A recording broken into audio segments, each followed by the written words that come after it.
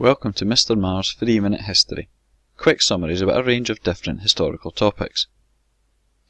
Today we're looking at the issue of emigration and immigration. Specifically, we're looking at those Scots who left Scotland in the 1800s and 1900s and went to Canada. We're going to look at the impact that they had in their new homes, both good and bad. One major effect that the Scots had in Canada was that of economic impact. The Scots who had travelled did so because they believed they would be better off, and as such they worked in a variety of jobs aiming to build a better life. Some of these included trades that they'd had in Scotland, such as joiners and stonemasons. Other people worked in factories, and a number of professional Scots made the journeys as well, to work as doctors, lawyers and teachers.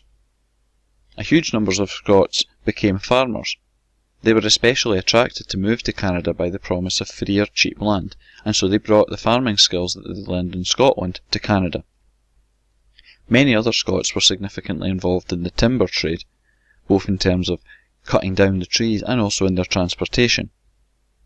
And some Scots were involved in the Hudson's Bay Company. This was the fur trade and was often marked by extreme violence. One prominent contribution of Scots to Canada was that of the building of the Canadian Pacific Railroad. Not only did Scots have a key role in funding the project, but many of them worked on its design and specific building as well. Other Scots in Canada played a significant political role, both at a local and national level.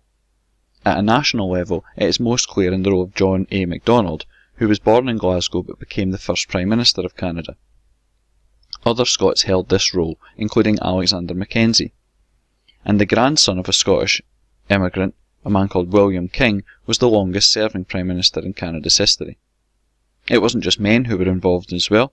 For example, Nellie McClung, who was the daughter of a Scottish emigrant, was also a suffragette campaigning for women's rights.